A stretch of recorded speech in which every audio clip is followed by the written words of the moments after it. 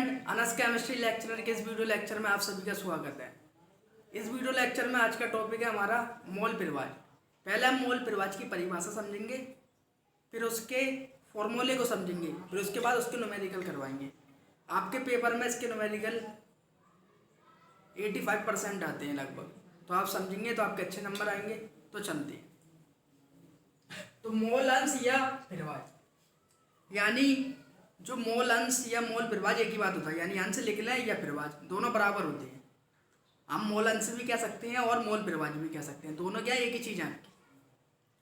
तो मोल अंश या मोल परिवाज, अब इसकी परिभाषा समझते हैं पहले। किसी विलयन का मोल अंश या मोल परिवाज, किसी विलयन का मोल अंश या मोल परिवाज उस विलयन के अवयव के मोल।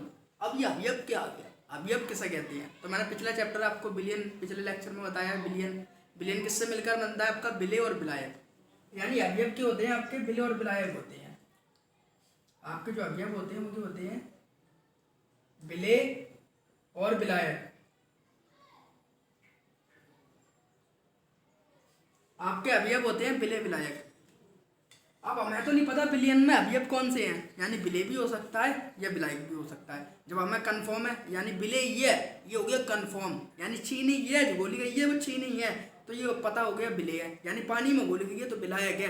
अब यहाँ अवयव नाम आया, यानी विलेय भी हो सकता है विलयन का अवयव या विलायक भी हो सकता है। तो किसी विलयन का मोल अंश उस विलयन के अवयव यानी विलेय या विलायक के मोल तथा उस विलयन के सभी अवयवों के मोलों के अनुपात को विलयन का मोल अंश कहते हैं।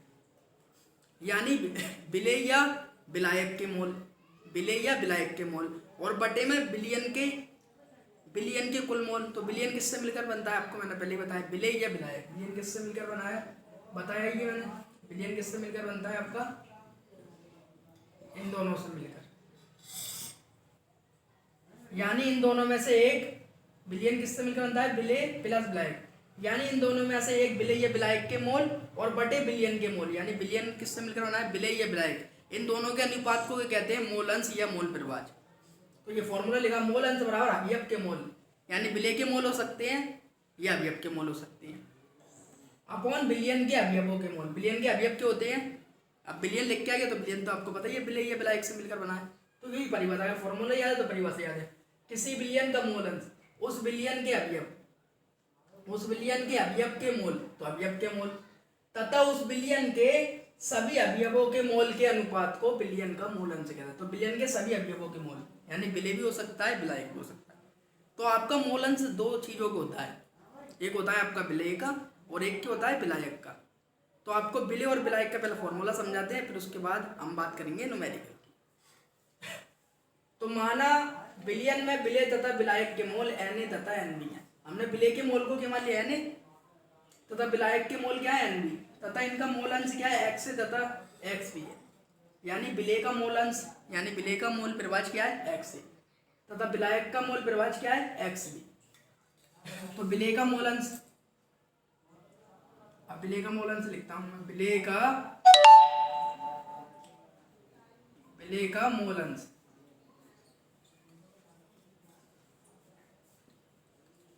तो विलेय का मोल अंश क्या होता है आपका? Xa। फॉर्मूला क्या है? मोल अंश बराबर अवयव के मोल अपॉन विलयन के अवयवों के मोल। तो अभी विलेय का अगर मोल अंश निकाला तो विलेय के मोल ऊपर रख दे, बटे में क्या रहेगा? विलयन के मोल। तो विलयन किससे मिलकर बनता है? विलेय तथा विलायक, यानी विलेय के मोल Na और विलायक के मोल Nb। तो विलेय का मोल अंश का फॉर्मूला क्या हो गया? विलेय के मोल अपॉन विलेय प्लस विलायक के मोल, यानी विलयन के मोल। विलयन किससे मिलकर बनता है? मैंने अभी बताया, विलेय तथा विलायक, विलेय प्लस विलायक। अब किसका मोल अंश हमें लिखना है? विलायक का। विलायक का मोल अंश,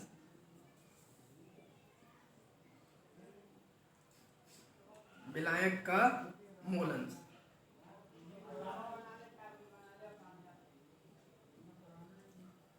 तो विलायक का मोल अंश क्या होता है? Xb।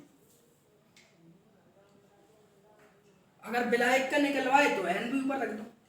विलायक के मोल क्या होते हैं? Nb बटे में समान रहता है, यानी विलयन के ही मोल Na प्लस Nb। ये हो गया आपका विलेय का मोल अंश विलेय के मोल अपॉन विलयन के मोल। विलयन किससे मिलकर बनता है? विलेय के मोल प्लस विलायक के मोल, यानी विलयन मिलकर बनता है विलेय प्लस विलायक। ये मैंने पिछले लेक्चर में बात बताई थी, याद रखोगे तो आगे आपका टॉपिक और आसान होगा। अब विलायक का मोल अंश तो विलायक का मोल अंश बराबर NB upon Na plus Na। बस ये आपको ये आसानी सी बात याद रखना है। अगर विलेय का मोल अंश लिखे तो विलेय का मोल Na लिख दें, बटे में Na प्लस NB, यानी बटे में तो विलयन के मोल ही लगेंगे दोनों में। ऐसे विलायक का मोल अंश लिखे, विलायक का मोल अंश क्या है? XB, तो विलायक के मोल लिखते हैं, विलायक के मोल क्या हो गया? NB, तो NB upon Na plus NB। तो ये आपका फॉर्मूला हो गया विलेय के मोल अंश का, विलेय के मोल अंश का, यानी विलेय का मोल प्रभाज Na upon Na plus NB। और विलायक का मोल अंश क्या हो गया? NB upon Na plus NB। तो Na क्या है? लिख दे रहे हैं Na आपका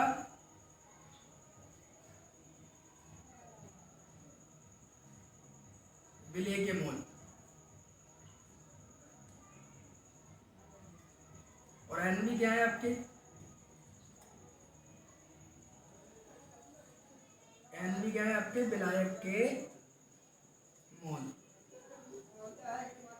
NB क्या है आपके? विलायक के मोल। Na क्या है? विलेय के मोल, और NB क्या है? विलायक के मोल। पिछले चैप्टर में मैंने N बताई थी, N की होती है मोलों की संख्या। N बराबर क्या होता है आपको?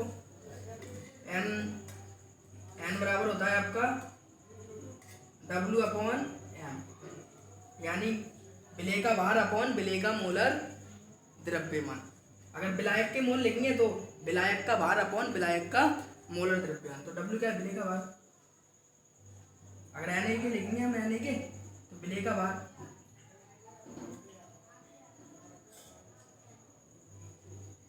और अपॉन विलेय का मोलर द्रव्यमान।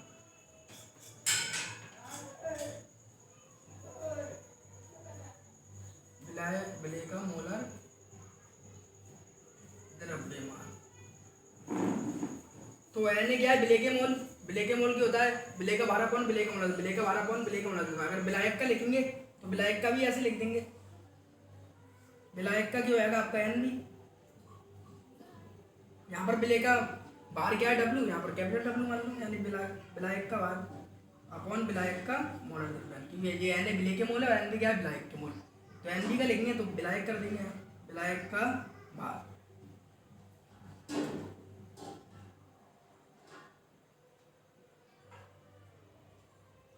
अपॉन विलायक का मोलर द्रव्यमान, विलायक का मोलर द्रव्यमान।